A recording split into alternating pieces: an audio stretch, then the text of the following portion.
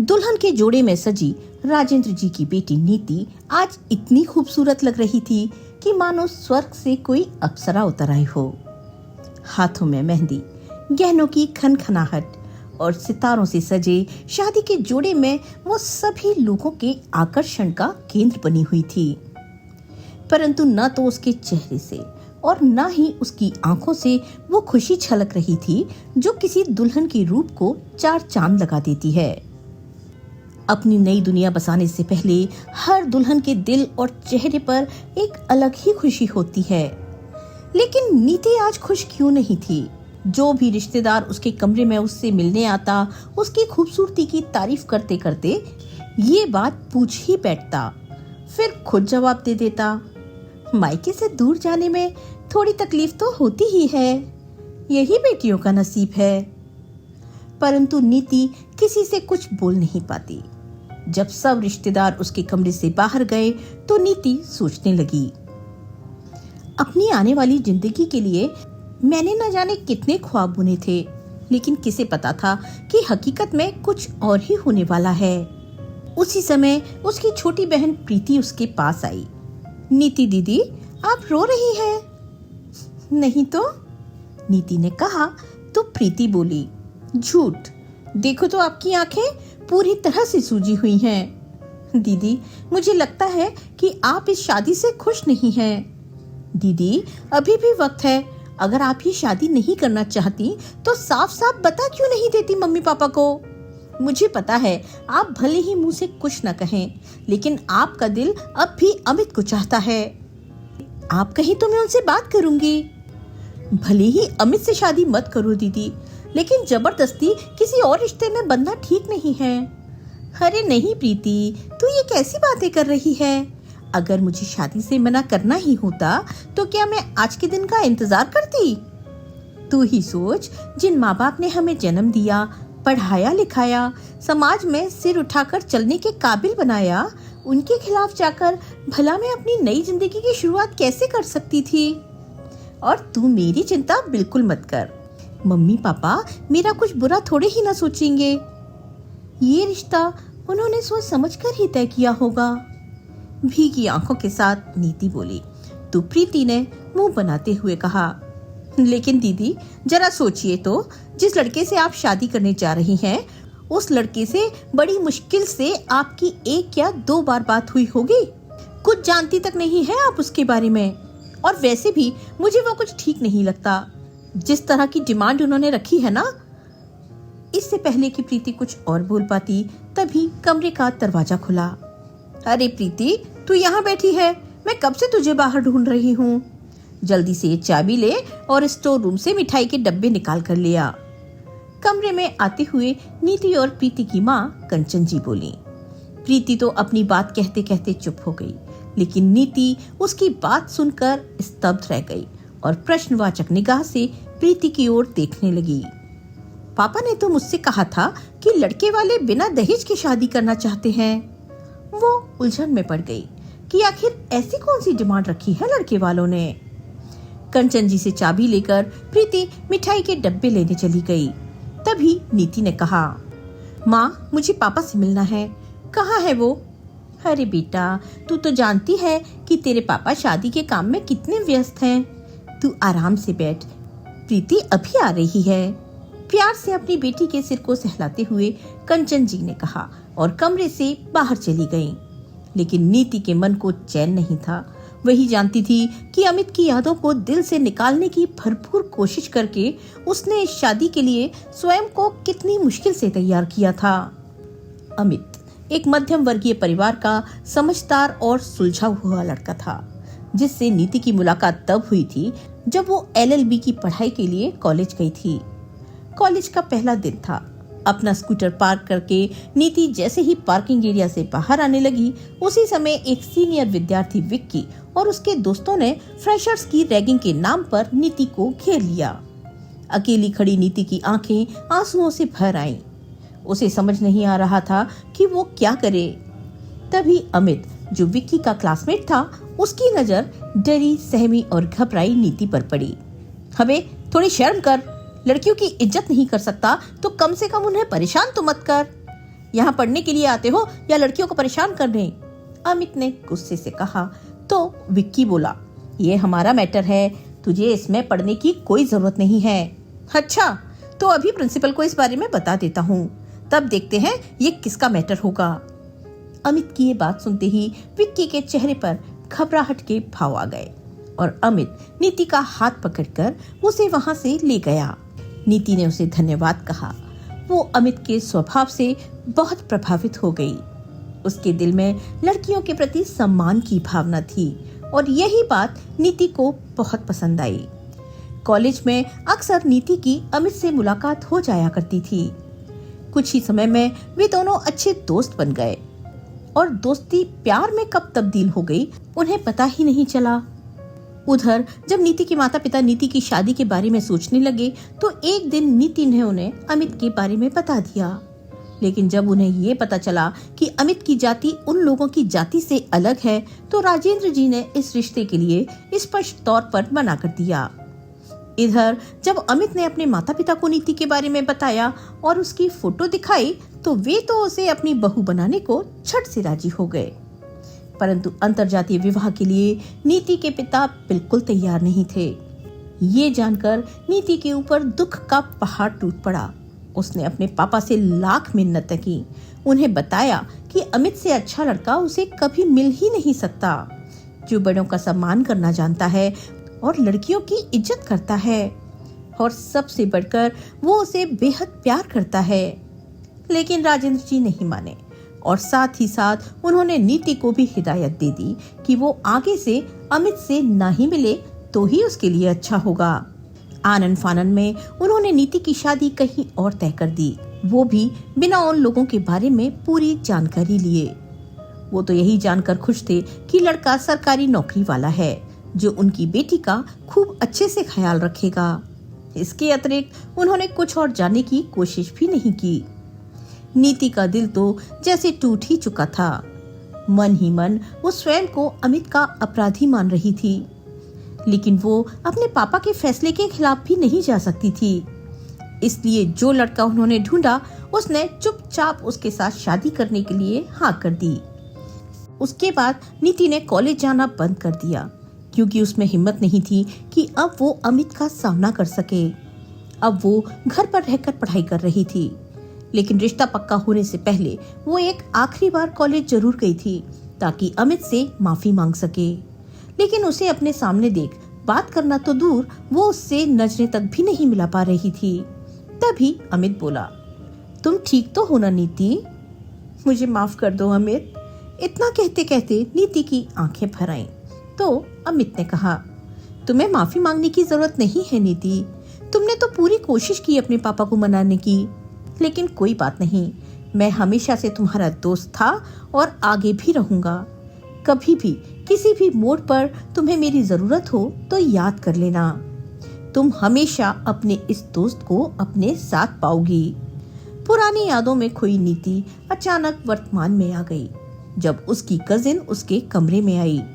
अरे देखो तो मेहंदी कितनी खूब रची है दुल्हन की, लगता है पति का खूब प्यार मिलेगा तुझे। कहते हुए वे सब उसे छेड़ने लगे, लेकिन नीति का दिमाग तो कहीं और ही घूम रहा था। मैं अभी आती हूँ, कहकर वो कमरे से बाहर निकल आई और अपने पिता को ढूंढने लगी। लेकिन जैसे ही थोड़ा आगे बढ़ी तो अचानक उसके कानों में अपने पापा की आवाज आई। देखिए समधी जी, समझने की कोशिश कीजिए। आपके कहने के अनुसार हमने पूरे परिवार के कपड़े, गहने और 10 लाख रुपए कैश का भी इंतजाम किया है। मेहमानों के लिए बढ़िया उपहार की भी व्यवस्था की है। और आप तो जानते ही हैं कि शादी में बाकी के खर्चे भी कुछ कम नहीं होते। अपनी हैसियत से बढ़कर इंतजाम किया है हम लोगों ने। अब आप एन टाइम पर 15 लाख की कार का इंतजाम करने को कह रहे हैं। इतने कम समय में हम इतने पैसों का इंतजाम कैसे कर पाएंगे? कहते हुए राजेंद्र जी निठाल होकर सोफे पर बैठ गए। क्या कह रहे हैं जी? कंचन जी ने पूछा तो राजेंद्र जी बोले, कहते हैं कि हमने तो अपनी इच्छा आपके सामने रख दी है, बाकी आप खुद ही समझदार हैं। और इतना कहकर उन्होंने फोन काट दिया। कंचन, अब इतने कम समय में हम इतने पैसों का इंतजाम कैसे करेंगे?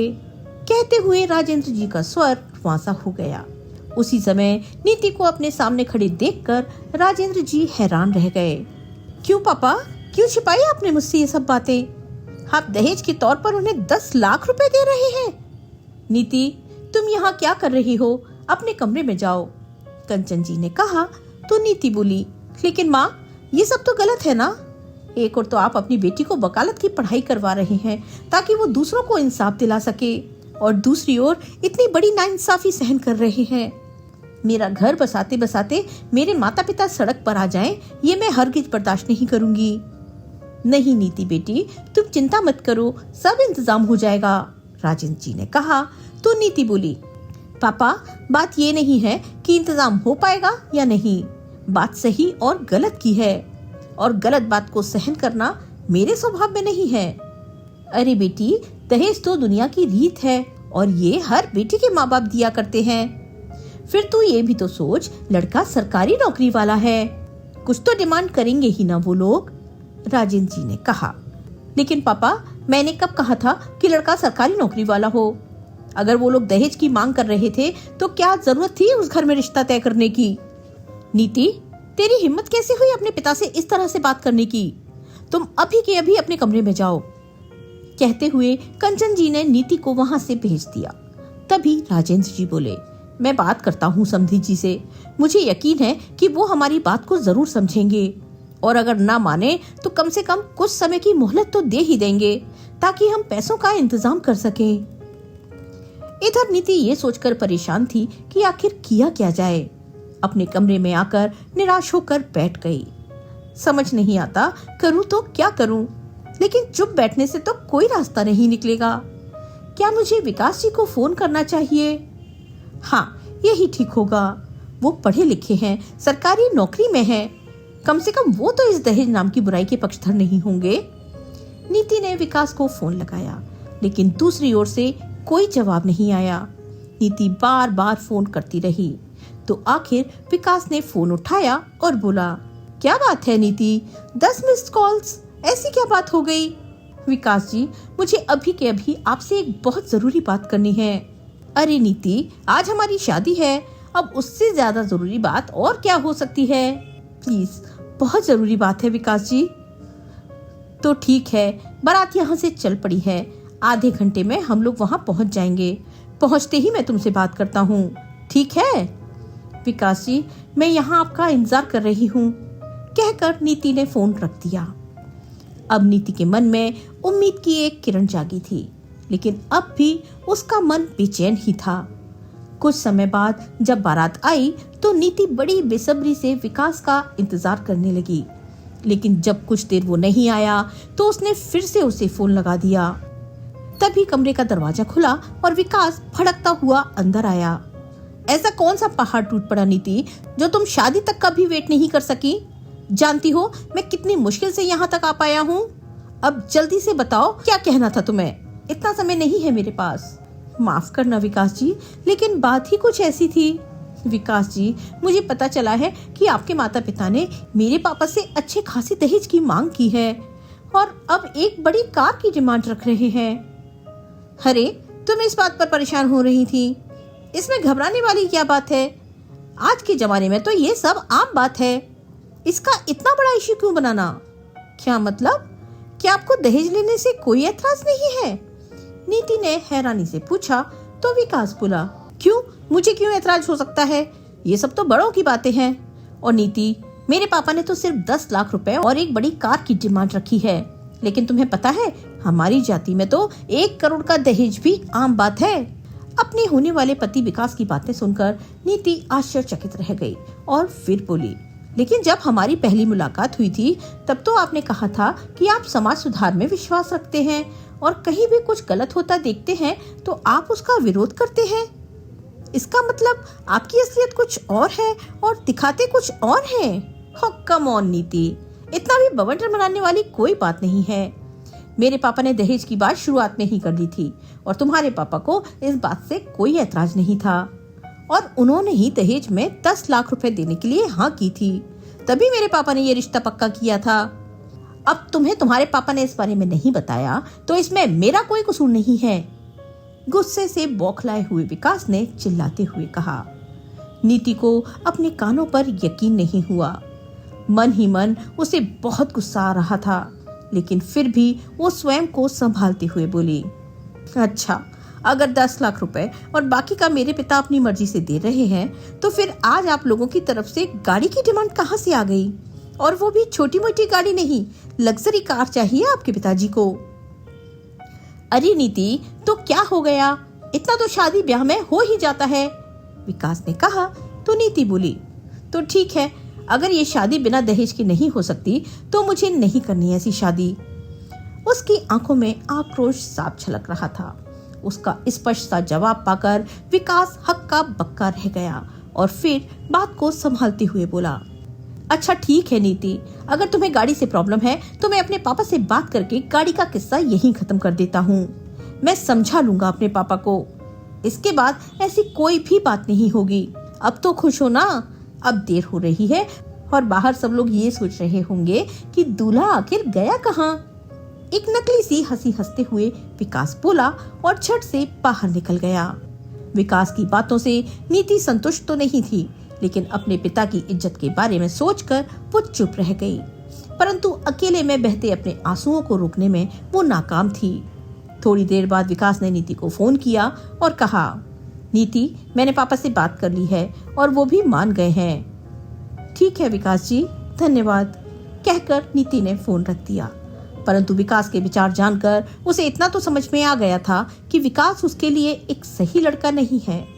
उन दोनों के सोच विचार आपस में बिल्कुल मेल नहीं खाते।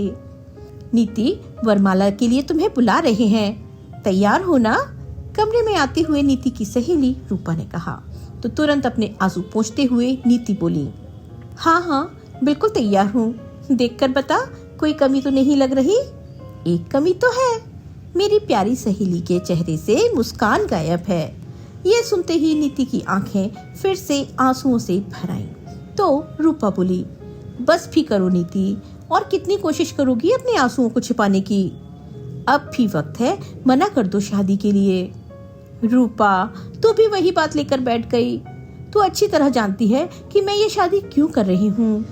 तभी प्रीति अंदर आते हुए बोली, हाँ, आप ये शादी पापा के कहने पर कर रही हैं, क्योंकि पापा को ऐसा लगता है कि आप इस शादी के बाद बहुत खुश रहने वाली हैं। लेकिन सच्चाई तो आप भी जानती हैं। आखिर तुम दोनों कहना क्या चाहती हो? कि मैं किसी कायर की तरह यहाँ से भाग जाऊं और छोड़ जाऊं अपने माता पिता को इस कलंक के साथ एक अपमान भरी जिंदगी जीने के लिए? सब लोग उनसे तरह तरह के सवाल करेंगे, उनके द्वारा दिए गए संस्कारों पर उंगली उठाएंगे। समाज में सिर उठाकर चलने के काबिल नहीं रहेंगे मम्मी पापा। नहीं प्रीति, इतनी स्वार्थी मैं नहीं हो सकती जो अपने मम्मी पापा को बीच मझधार में छोड़कर चली जाऊं। नीति बेटी, वरमाला के लिए देर हो रही है, बाहर सब लोग तुम्हारा इंतजार कर रहे हैं, जल्दी आ जाओ। कंचन जी ने बाहर से आवाज लगाई। जी माँ, हम दीदी को लेकर आ रहे हैं, प्रीति ने कहा। पूरा हॉल फूलों से सजा हुआ था। जैसे ही नीति बाहर आई तो सबकी नजरें उस पर टिक गई। विकास की हाइट से मैच करने के लिए नीति को हील्स पहनने को कहा गया था। अंदर ही अंदर घुटती नीति जैसे ही चलकर स्टेज तक आने लगी, तभी फर्श पर बिछे कारपेट के किनारे पर उसकी हील्स अटक गई। अचानक से उसका संतुलन बिगड़ा और वो गिर गई। ये देखकर सब लोग हैरान रह गए। तभी प्रीति और रूपा ने उसे उठने में मदद की। तुम्हें चोट तो नहीं लगी ना बेटा? कंचन जी ने पूछा। तो नीति बोली, नहीं माँ, मैं बिल्कुल ठीक हूँ, बस मेरी सैंडल टूट गई है। प्रीति जल्दी से जाकर नीति के लिए दूसरी सैंडल लेकर आई।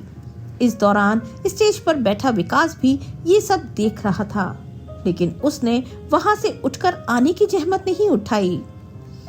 जब वरमाला संपन्न हुई और दूल्हा दुल्हन कुर्सी पर बैठे तो विकास धीमी आवाज में नीति को छिड़कते हुए बोले, संभल कर नहीं चल सकती थी क्या? खामखा सब लोगों के बीच मेरी बेइज्जती करवा कर रख दी, और अपनी शादी वाले दिन तो कम से कम ब्रांडेड सैंडल्स पहन कर आती। अपना नहीं तो कम से कम मेरे स्टैंडर्ड का तो ख्याल किया होता। विकास के मुंह से ऐसे कड़वाहट भरे शब्द सुनकर नीति आश्चर्यचकित थी। विकास जी, मैंने तो सोचा था कि आप मुझसे पूछेंगे, कहीं तुम्हें लगी तो नहीं? उल्टा आप ही मुझ पर भड़क रहे हैं। मन ही मन नीति सोचने लगी, लेकिन उसने विकास से कुछ ना कहना ही उचित समझा। सभी मेहमान बारी बारी से स्टेज पर आकर दूल्हा दुल्हन को आशीर्वाद देने लगे। आशीर्वाद समारोह समाप्त होने के बाद एक और मेहमान खाना खाने लगे तो दूसरी ओर संगीत तेज हो गया और विकास के दोस्त डीजे पर नाचने लगे। थोड़ी देर बाद लोग विकास को भी डांस करने के लिए ले गए। इधर नीति को भी उसकी सहेलियों ने अपने पास बिठा लिया। फेरे होने में काफी समय बाकी था। नीति की सहेलियां उसका मूड ठीक करने के लिए उसके साथ हंसी मजाक कर रही थीं, लेकिन विकास की तीखी बातें अंदर ही अंदर उसे आहत कर रही थीं। फिर मन ही मन बोल उठी, एक और अमित था जो मेरी आंखों में एक आंसू तक नहीं देख सकता था, और दूसरी तरफ ये दूल्हे साहब हैं जिन्हें अपनी होने वाली पत्नी की परेशानी से ज्यादा अपने स्टैंडर्ड का ख्याल है। कुछ देर बाद म्यूजिक बंद हो गया और विकास के सभी दोस्त खाना खाने चले गए। नीति ने देखा कि विकास वहां नहीं था। बैठे बैठे नीति को भी बहुत अधिक थकावट महसूस हो रही थी, तो कंचन जी ने उसे कमरे में जाकर थोड़ी देर आराम करने के लिए कहा। प्रीति और रूपा उसे वहां से ले गईं, परंतु जैसे ही वे तीनों कॉरिडोर की ओर जाने लगी तो उन्हें कुछ आवाजें सुनाई दी। वाह विकास, मजा आ गया, पार्टी तो बहुत शानदार थी, लेकिन यार फिलहाल तो तूने बात को बहुत अच्छे से संभाल लिया है, पर कभी ना कभी तो नीति भाभी के सामने सारी सच्चाई आ ही जाएगी, तब क्या होगा? अरे यार, एक बार शादी हो गई तो फिर क्या परेशानी है? मुझे तो बस किसी भी तरह शादी हो जाने तक इस बात को संभालना है। ये बात तो मुझे पहले से ही मालूम थी कि नीति दहेज के खिलाफ है, और अगर अभी मैं बात को न संभालता तो वो शादी करने से मना कर देती, और अगर ऐसा होता तो मेरी और मेरे परिवार वालों की कितनी बेइज्जती हो जाती। मैं तो सीधा अपने ससुर जी के पास चला गया और उन्हें बताया कि उनकी लाडली बेटी ने मुझे क्या क्या नहीं सुनाया। बस फिर क्या था, इस बात के लिए उन्होंने मुझसे माफी भी मांगी, और अभी तक दहेज में जो गाड़ी देने से वो आनाकानी कर रहे थे, अब वो गाड़ी देने को भी तैयार हो गए। बस लेन देन की कोई भी बात नीति के सामने नहीं आएगी। अच्छा, इसका मतलब तो ये हुआ कि भाभी को पता भी नहीं चला और तुम्हें पूरा दहेज भी मिल जाएगा। वैसे तो दहेज लेना बनता भी है, आखिर सरकारी नौकरी है मेरे दोस्त की, कोई छोटी मोटी बात थोड़ी ही ना है। तुझे तो कोई भी अच्छा रिश्ता मिल जाता, दोस्त ने कहा। तो विकास बोला, हाँ रिश्ते तो बहुत मिल जाते, दहेज भी खूब मिलता, लेकिन नीति जैसी खूबसूरत और पढ़ी लिखी लड़की मिलना आसान नहीं था, और मैं किसी अनपढ़ गंवार या कम खूबसूरत लड़की से शादी करना नहीं चाहता था। मुझे तो बस दिखने में खूबसूरत लड़की चाहिए थी, दिमाग तो उसका मैं ठिकाने लगा ही दूंगा। विकास की बात सुनकर नीति को अपने कानों पर यकीन नहीं हुआ। तभी उसकी दोस्त ने कहा, लेकिन विकास, तूने भाभी की इतनी बातें चुपचाप कैसे सुन ली? कहीं ऐसा ना हो कि हमारा दबंग विकास भाभी के सामने भीगी बिल्ली बना रह जाए। अरे यार, बस एक बार शादी हो जाने दे। जितनी भी बातें उसने मुझे सुनाई है ना, उसका तो मैं पूरा हिसाब लूंगा। सबसे पहले तो इसकी ये वकालत छुड़वाऊंगा, जिसके बल पर इसकी कुछ ज्यादा ही जुबान चलती है। शादी के बाद उस पापा की परी के पर काट कर मैंने भी उसकी जुबान पर ताला न जड़ दिया तो मेरा नाम भी विकास नहीं। ये सारी बातें सुनकर नीति हक्की पक्की खड़ी रह गई। वहीं प्रीति और रूपा की भी हैरानी का ठिकाना न रहा। इससे ज्यादा नीति से कुछ सुना नहीं गया। वहां से दौड़ती हुई वो अपने कमरे में चली आई और फूट फूट कर रोने लगी। उसकी ये हालत देखकर प्रीति से भी रहा नहीं गया। उसने तुरंत अपने पापा को फोन लगाया। राजेंद्र जी उस समय मंडप की तैयारी देख रहे थे। पापा, आप जल्दी से कमरे में आइए, आपसे कुछ जरूरी बात करनी है। आखिर ऐसा क्या हो गया बेटी, क्या बात है? राजेंद्र जी ने परेशानी भरे स्वर में पूछा। फोन पर नहीं बता सकती, आप आइए तो। सारी तैयारियां छोड़कर राजेंद्र जी नीति के कमरे में आए। उनके पीछे पीछे कंचन जी और उनके छोटे भाई यानी कि नीति के मामा भी आ गए। उनके अंदर आते ही प्रीति बोली, पापा, आखिर किस जन्म का बदला ले रहे हैं आप दीदी से, जो उनकी शादी ऐसे घर में कर रहे हैं? प्रीति, ये क्या तरीका हुआ अपने बड़ों से बात करने का? कंचन जी ने कहा। तो प्रीति बोली, माँ, मेरी दीदी की पूरी जिंदगी दांव पर लगी है। इस समय मुझे बस यही तरीका ठीक लग रहा है। एक बार दीदी की तरफ देखिए तो क्या हालत हो चुकी है उनकी। नीति बेटी, क्या हुआ है, तुम रो क्यों रही हो? राजेंद्र जी ने पूछा, लेकिन नीति ने कुछ नहीं कहा। तभी राजेंद्र जी बोले, बेटी, विकास एक बहुत अच्छा लड़का है, वो तुम्हें बहुत खुश रखेगा, चिंता मत करो। हाँ बेटी, तेरे पापा ठीक कह रहे हैं, सरकारी नौकरी वाले लड़के तो बड़े नसीब से मिलते हैं। नीति के मामा बोले तो नीति ने कहा, नहीं मामा जी, ऐसे लड़के नसीब से नहीं, पैसे से मिलते हैं, बोली लगाते हैं उनके माँ बाप उनकी। क्यों पापा, ठीक कहा ना मैंने? लेकिन पापा, मेरी बात भी समझने की कोशिश कीजिए, जो बिन मांगे दिया जाता है उसे उपहार कहते हैं। अगर सामने से मांगकर कोई चीज लेता है तो वो भीख कहलाती है, और उसे मांगने वाला भिखारी। आप ही देख लीजिए, आप अपनी बेटी को किस घर में भेज रहे हैं। तभी नीति के मामा बोले, नीति बेटी, तुम्हारी बात ठीक है, लेकिन अब अगर तुम्हारी शादी से बारात वापस लौट गई तो तुम्हारे मम्मी पापा की इज्जत मिट्टी में मिल जाएगी। तभी नीति ने एक नजर उठाकर अपने माता पिता की ओर देखा। दोनों के चेहरे पर चिंता और घबराहट के भाव थे। जब वे दोनों कुछ न बोले तो नीति ने कहा, ठीक है, अपने माँ बाप की इज्जत के लिए मैं अपनी खुशियों की कुर्बानी बड़े आराम से कर सकती हूँ, बस मुझे थोड़ी देर के लिए अकेला छोड़ दो। नीति के कहने पर सब लोग वहां से बाहर आ गए और अकेले में नीति फूट फूट कर रोने लगी। आज उसके अपने माँ बाप, जो उसे जान से भी ज्यादा प्यार करते थे, उसकी बात नहीं समझ पा रहे थे। करीब 1 घंटा बीत चुका था और फेरों का मुहूर्त नजदीक था, लेकिन बार बार रोने के कारण नीति का चेहरा पूरी तरह से बिगड़ चुका था। रूपा ने उसे फिर से तैयार किया और उसके मम्मी पापा के कहने पर फेरों के लिए उसे मंडप में लेकर आई, लेकिन नीति के चेहरे पर कोई भाव ही नहीं थे। जैसे जैसे करने को उसे कहा जा रहा था, वो किसी कठपुतली की तरह वो सब करती जा रही थी। फेरे होने के बाद राजेंद्र जी ने नीति का कन्यादान किया और उसका हाथ दूल्हे के हाथ में थमा दिया। विवाह संपन्न हो चुका था और इसके साथ ही नीति की बची खुची उम्मीदें भी अब समाप्त हो चुकी थीं। लेकिन जैसे ही विदाई का समय हुआ तो विकास के पिता बोले, इतनी भी क्या जल्दी है अपनी बेटी को विदा करने की, पहले दहेज का सामान तो देख लिया जाए। तो राजेंद्र जी बोले, लेकिन भाई साहब, ये सब बातें तो हम बाद में भी कर सकते हैं, अभी विदाई तो हो जाने दीजिए। तो विकास के पिता ऊंची आवाज में बोले, अरे राजेंद्र जी, न तो हमारे हाथ में 10 लाख रुपए कैश आए हैं और न ही हमें गाड़ी कहीं नजर आ रही है। ऐसे में आपकी बेटी की विदाई का तो सवाल ही पैदा नहीं होता। चलो बेटा विकास, अगर ये लोग कुछ देने को तैयार नहीं है तो बारात बिना दुल्हन लिए ही यहाँ से जाएगी, विकास के पिता ने कहा।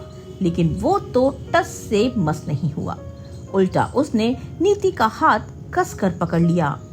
विकास, तुम्हें सुनाई नहीं दिया मैंने क्या कहा? या फिर शादी होते ही जोरू का गुलाम बन गया है? छोड़ दे इस लड़की को, जब तक हमें हाथ में दहेज नहीं आता हम इसे अपने घर लेकर नहीं जाएंगे। विकास, तुम आ रहे हो या नहीं?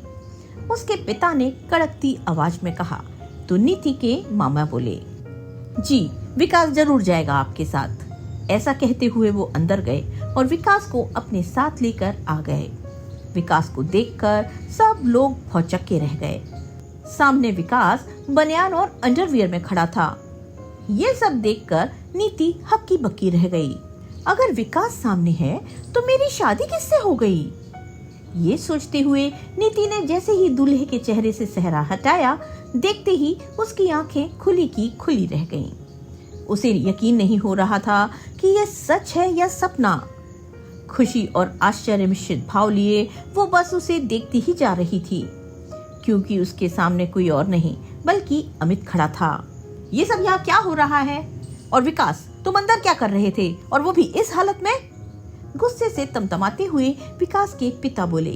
तभी विकास ने कहा, पापा, हमारे साथ धोखा हुआ है, बहुत बड़ा धोखा।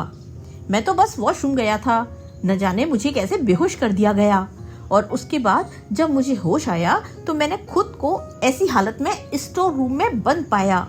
ये सब क्या बदतमीजी है राजेंद्र जी, मुझे इस हरकत का जवाब चाहिए, विकास के पिता बोले। तो राजेंद्र जी ने कहा, जी बिल्कुल देंगे जवाब। प्रीति बेटी, सुनाना तो इन्हें इनके सुपुत्र के विचार। जी पापा, कहते हुए प्रीति ने रिकॉर्डिंग चला दी। वहां मौजूद सभी लोगों ने विकास और उसके दोस्त के बीच हुई सारी बातें सुनी तो सब हैरान खड़े रह गए।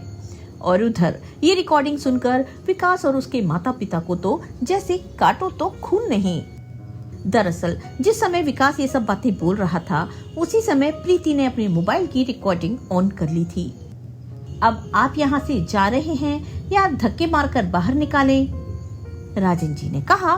तभी विकास नीति की ओर बढ़ा और बोला, मुझे तो पहले से ही तुम्हारी नियत में खोट नजर आ रही थी।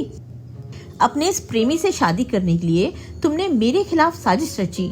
मैं तुम्हें नहीं छोड़ूंगा। तभी अमित गुस्से से बोला, मेरी पत्नी के खिलाफ एक शब्द भी और बोला तो मैं वो हाल करूंगा कि कुछ बोलने लायक नहीं रहोगे। अरे जीजा जी, आप क्यों तकलीफ उठाते हैं? मैं पुलिस को फोन लगाती हूँ ना। पुलिस के हाथ में सब सबूत दे देंगे और फिर पुलिस इनका वो हाल करेगी कि दहेज मांगना तो दूर, दहेज शब्द से भी इन्हें नफरत हो जाएगी। हालात को अपने खिलाफ देखकर विकास के पिता अपने सभी रिश्तेदारों के साथ अपना समूह लेकर वहाँ से निकल गए। फिर राजेंद्र जी नीति के पास आए और मुस्कुराते हुए बोले, नीति बेटी, अब तो तुम खुश हो ना? अब तुम्हारा दूल्हा खरीदा हुआ नहीं है। थोड़ी देर में अमित के माता पिता भी वहाँ आ गए। नीति और अमित ने पैर छूकर उनका आशीर्वाद लिया। फिर नीति राजेंद्र जी की ओर देखते हुए बोली, लेकिन पापा, ये सब हुआ कैसे और अमित यहाँ कैसे पहुँचे? तो राजेंद्र जी ने कहा, नीति बेटी, हमसे बात करने के बाद जब तुम कमरे में अकेली बैठी थी उस समय प्रीति ने हमें विकास की रिकॉर्ड की गई आवाज सुनाई और उस नीच इंसान ने तुम्हारे बारे में जो कुछ भी कहा सुनकर कलेजा जलने लगा था मेरा, लेकिन समझ नहीं आ रहा था कि अब क्या किया जाए। वो तो भला हो तेरी बहन प्रीति का, जिसने हमें अमित और उसके माता पिता से बात करने का सुझाव दिया। बेटी, सच कहूँ तो अपनी बिरादरी के लोगों का ये हाल देखकर मुझे समझ में आ गया कि इंसानियत से बढ़कर कोई जात नहीं होती। इसलिए मैं तेरे मामा और प्रीति को लेकर अमित के घर चला गया और अमित के माता पिता से इस विषय में बात की। बस फिर क्या था, उन्होंने खुशी खुशी इस रिश्ते को स्वीकृति दे डाली और दूल्हा बदलने की जिम्मेदारी तेरे मामा ने ले ली। थैंक यू पापा, कहते हुए नीति अपने पिता के गले से लग गई। उसके चेहरे पर एक प्यारी सी मुस्कान थी। फिर राजेंद्र जी अमित के पास आए और बोले, बेटा, हालांकि तुम्हारे माता पिता ने किसी भी तरह का दहेज लेने से इनकार किया है, लेकिन ये 10 लाख रुपए मैं आप दोनों को विवाह के उपहार स्वरूप देना चाहता हूँ, मना मत कीजिएगा।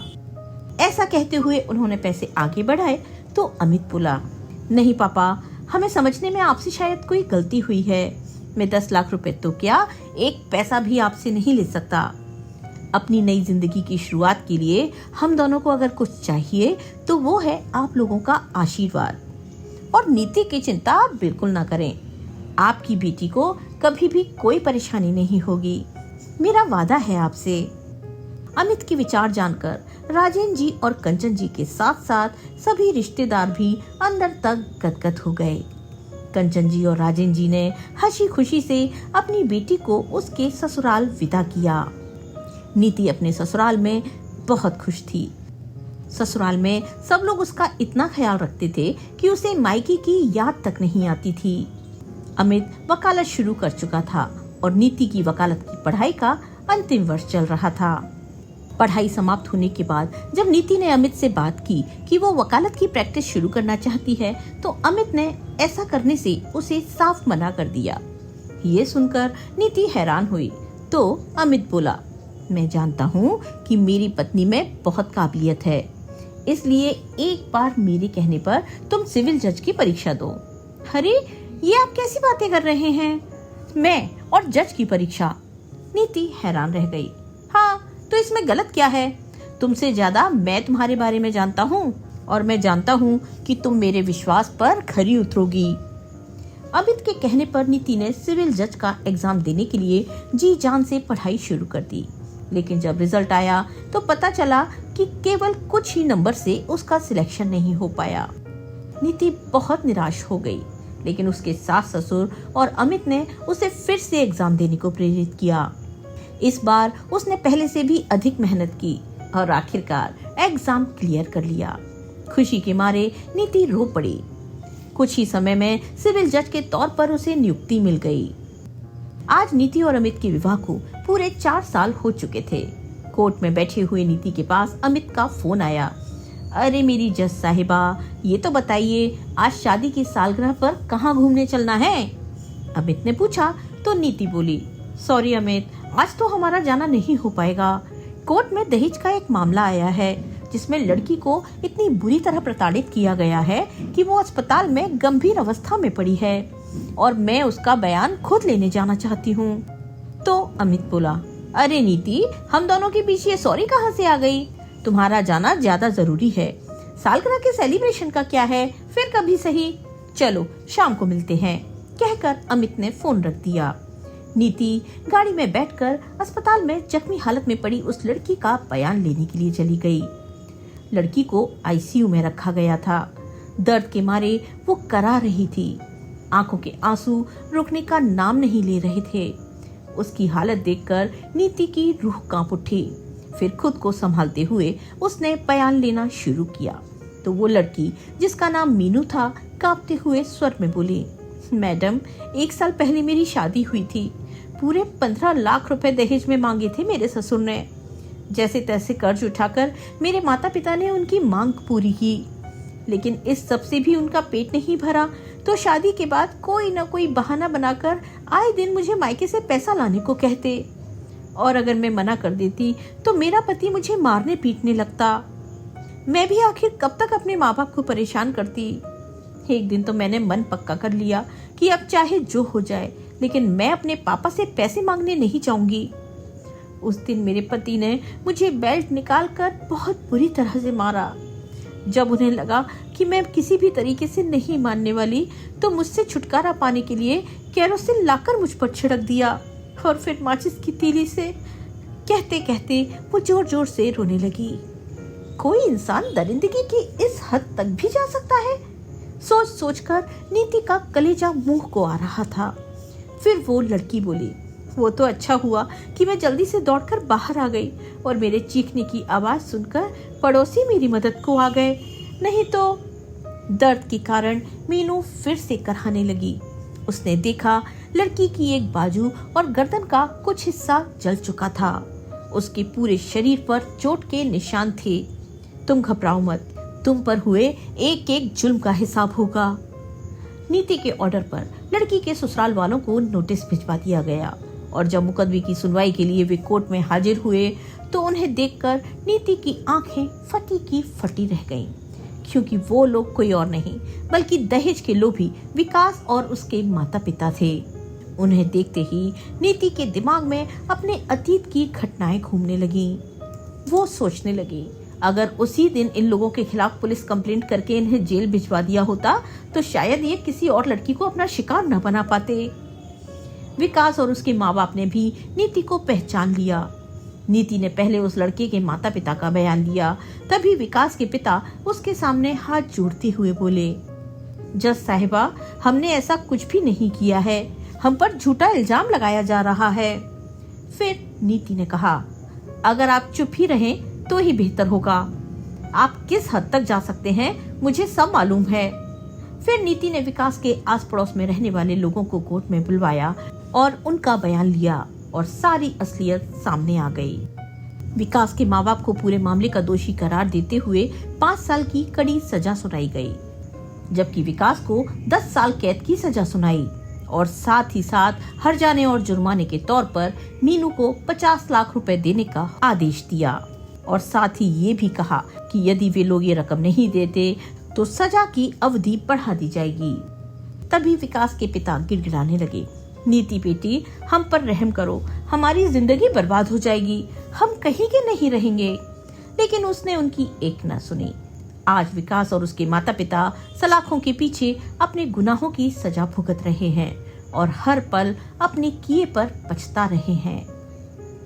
दोस्तों, दहेज प्रथा गहरी जड़ें जमाए हुए एक सामाजिक बुराई है जो भारतीय समाज में लंबे समय से चली आ रही है। ये न केवल आर्थिक शोषण का रूप है, बल्कि ये लैंगिक असमानता, पारिवारिक हिंसा और मानसिक उत्पीड़न को भी बढ़ावा देती है। इस कहानी में नीति के अनुभव और विकास के परिवार की लालच भरी मांगें इस प्रथा की क्रूरता को उजागर करती हैं। दहेज के कारण परिवारों पर आर्थिक बोझ पड़ता है और कई बार बेटियों को अपमान, हिंसा, यहाँ तक कि मृत्यु का सामना भी करना पड़ता है, जैसा कि मीनू के मामले में देखा गया। दहेज प्रथा नारी को वस्तु के रूप में देखने की मानसिकता को दर्शाती है, जो समाज में स्त्री की गरिमा को कम करती है।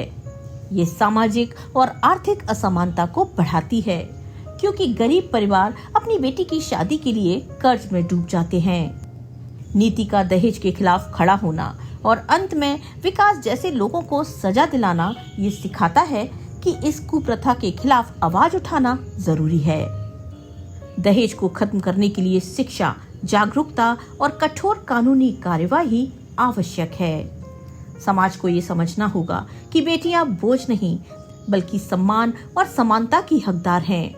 दहेज मांगना और देना दोनों अपराध हैं और इनके खिलाफ सामूहिक प्रयास ही इस कुप्रथा को जड़ से उखाड़ सकता है। दोस्तों, आपको आज की ये कहानी कैसी लगी, लाइक और कमेंट करके जरूर बताएं। अगर आप हमारे चैनल पर पहली बार आए हैं तो चैनल को सब्सक्राइब करना बिल्कुल ना भूलें। मिलते हैं एक नई कहानी के साथ। तब तक के लिए स्वस्थ रहिए, मस्त रहिए और अपने अपनों का ख्याल रखिए। आपका बहुत बहुत धन्यवाद।